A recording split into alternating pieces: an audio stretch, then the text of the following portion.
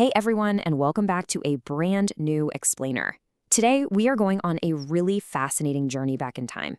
We're going to uncover an amazing historical story about how everyday honesty, the kind you practice in the classroom or on the playground, builds the absolute foundation for great leadership. It's a story all about choices, reputation, and how doing the right thing, even in tiny, small ways, can literally stop a war. No joke. We're taking a close look at the life of a remarkable man, long before he became a prophet, and how his daily actions made him an absolute legend in his community. If you've ever wondered if telling the truth actually gives you a kind of superpower, well, you are definitely in the right place. Let's get right into it. So, I want you to really think about something for a second. What makes someone truly trustworthy? It's a big question, right? Think about your own life for a minute, maybe at school or hanging out with your friends and family. Does being trustworthy just mean you don't lie when a teacher asks you a direct question? Or is it something more? Like, does it mean keeping your promises, even when things get incredibly difficult? Or maybe when no one is even watching? When you tell a friend you're going to do something, do you actually follow through? Earning someone's trust isn't something that just magically happens overnight. It's built drop by drop, action by action. And to see the absolute ultimate example of this, we need to travel to a very specific place in history. Okay, picture this. We are stepping right into the bustling, super vibrant, ancient trading city of Makkah. Imagine these incredibly busy, dusty streets just packed with merchants from all over the place. People are constantly buying, selling, and negotiating deals left and right. Now, in a city exactly like this, one built completely on trade and commerce, your reputation was absolutely everything, the whole shebang. If people couldn't trust you, well, you couldn't do business, and honestly, you couldn't survive. It was a super high-stakes environment where a person's word had to be as solid as gold. And it was right here, smack in the middle of this busy trading hub, that one single man stood out from everyone else. Long before he became a prophet, the people of Makkah gave Muhammad, peace be upon him, a very special title. They called him Al-Amin. Now, this translates directly to the trustworthy. And let me tell you, titles like this weren't just handed out for no reason like participation trophies. You really had to earn it from the entire community.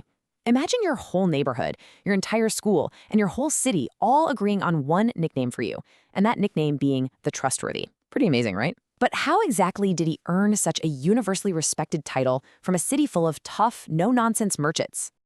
Well, he didn't earn it through one giant magical event. It was actually through his everyday actions.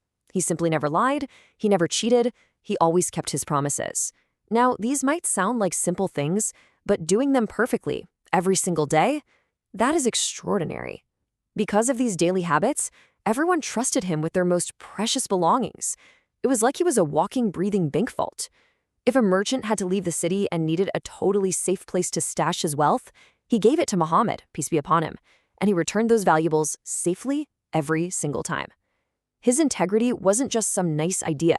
It was his literal daily practice. But this daily practice was about to be put to the ultimate test. It happened during the rebuilding of the Kaaba, which was their most important structure. What started out as a simple disagreement over a great honor quickly snowballed into something massive. See, the dispute was over who would have the immense prestige of placing the sacred black stone back into its proper position.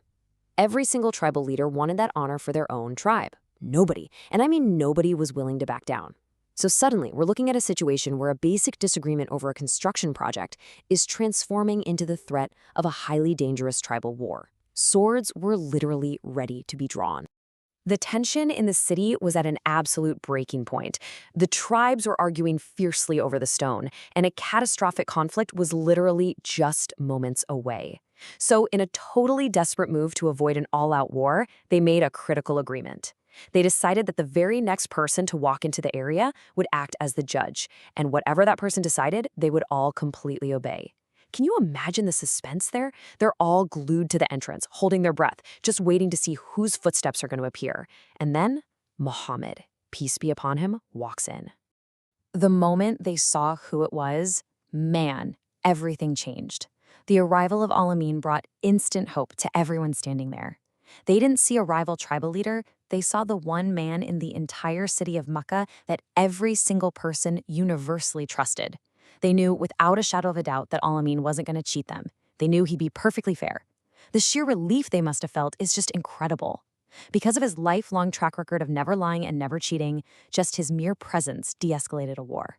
But wait, he still had to actually solve the problem. Only one person can physically put the stone in the wall, right? So how could he possibly make everyone happy? Okay, this is where his profound wisdom totally shines. Instead of just picking one tribe and making everyone else super angry, he did something absolutely brilliant. He took a piece of cloth and placed the heavy black stone right in the dead center of it. Then, he asked each of the arguing tribal leaders to grab a corner of that cloth and lift it together. Imagine these fierce rivals, who were literally just moments away from fighting, now having to work together, awkwardly shuffling and lifting this heavy stone in unison. By doing this, he ingeniously shared the responsibility and the honor equally among all the leaders. No one was left out, no one was insulted. It was an absolute masterclass in conflict resolution, a real game changer. Once the tribal leaders had lifted the stone together up to the correct height, Muhammad, peace be upon him, reached out and personally set the stone right into its final place in the wall of the Kaaba. And just like that, with that single unified action, the whole dispute was completely over. He had brought total peace to everyone involved. A situation that was literally minutes away from becoming a violent, destructive war was resolved smoothly, calmly, and totally fairly. And it was all made possible because his rock-solid foundation of everyday trust gave him the platform to lead with true wisdom.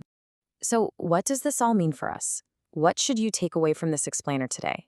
Well, it shows us that true leadership begins with honesty, wisdom, and justice. Being a leader isn't about being the loudest person in the room or the strongest person on the playground. It's about being someone people can truly rely on. When you practice integrity in your everyday life, when you tell the truth at school, when you play fair with your friends, when you keep those promises you make, you are building your own reputation. Just like in the story of Al-Amin, when you are consistently trustworthy, your honor is raised in the eyes of literally everyone around you. And that brings us perfectly to our concluding thought. Indeed, Allah commands justice and excellence. This beautiful quote absolutely nails the entire historical narrative we've explored today. Justice and treating everyone fairly, and excellence in your daily character. By choosing honesty every single day, you have the incredible power to bring peace and build amazing trust, exactly like Al-Amin did. So I want to leave you with this. When you go to school tomorrow, ask yourself, are your daily choices building a reputation that could stop a war or start one? Think about it. Thank you so much for joining me for this explainer, and I hope this inspires you to build a foundation of absolute trust in your own life. Catch you next time.